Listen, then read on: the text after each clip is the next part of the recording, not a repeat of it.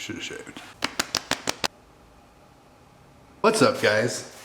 Welcome back to another episode. This video is going to be my top 5 winter bass baits. We're going to talk about what they are, when to use them, how to use them, what it feels like when you get bit. The first bait we're going to talk about is going to be the jerk bait. When you can find fish in the water column, the jerk bait is absolutely the right bait to use. A lot of times if you're reading graphs and stuff and you can spot your bass, you can put that jerk bait right in front of them. I would say a suspending jerk bait would be ideal. If they're up in the water column, run that jerk bait, put it right in front of their face, you're gonna get bit. A lot of times I tend to gravitate towards a sinking jerk bait in the winter months. I tend to get picked up on the fall. You work it, twitch, and just let it slowly sink. And in the winter months, it is absolutely true when if you think you're fishing slow, fish slower. Another thing to consider when you're using jerk baits or anything of that nature is you want to make sure that you have really sharp hooks. Bass, their whole mouth and everything else, just like anything else, tends to get a bit harder. You need nice sharp hooks because you're not going to hook set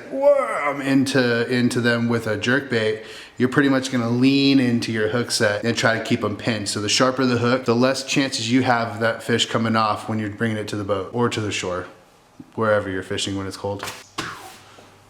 Bait number 2. Bait number 2 is one of my favorites. In the winter months, this bait is always tied onto one of my rods, and we're talking about the jig. There are several different kinds of jigs. To pinpoint what's the right one for the winter months, that's gonna be a tough one. But I would definitely say football or arky or flipping jig.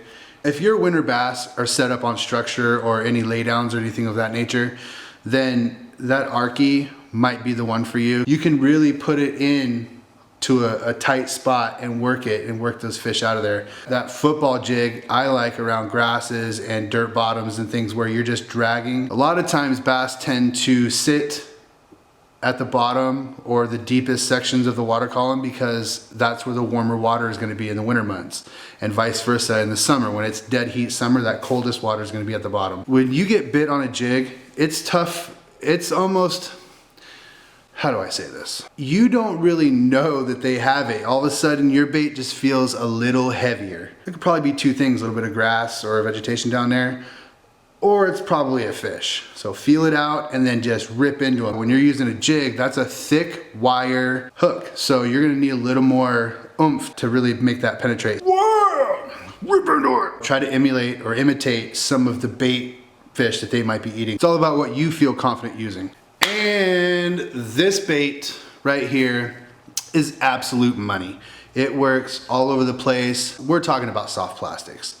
Now, of course, you can rig this up several different ways. Texas rig is one of my favorite ways. Again, in the wintertime, I'm talking weightless. Like if you want to rig a Senko weightless, you can rig it wacky, whatever makes you feel more comfortable, but fish it slow. When we're fishing weightless, I tend to get all of my bites on that fall. That's a real good way for me to tell where the fish are in the water column. If I'm not getting picked up on that weightless setup, that means that they're probably hanging out on the bottom. It's hard to keep a weightless setup on the bottom if you're working it. A really good way to help that is to throw a little weight on there. Now we're talking like a bullet weight. You can use anywhere from a 64th all the way up to a whole ounce. Just depends on what you want your presentation to look like. Another setup that's great for soft plastics is a Carolina rig. What I like about the Carolina rig is that it's the best of both worlds. So you get your weighted setup, it stays right on the bottom, but then you also get the properties of a weightless setup while the bait's moving freely at the end of the rig.